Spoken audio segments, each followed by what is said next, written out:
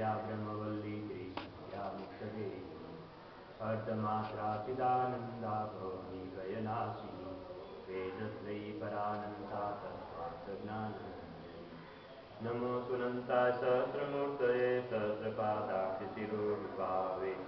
सहस्रनामे भूताय शाश्वते सहस्रकोटियुगधारिणे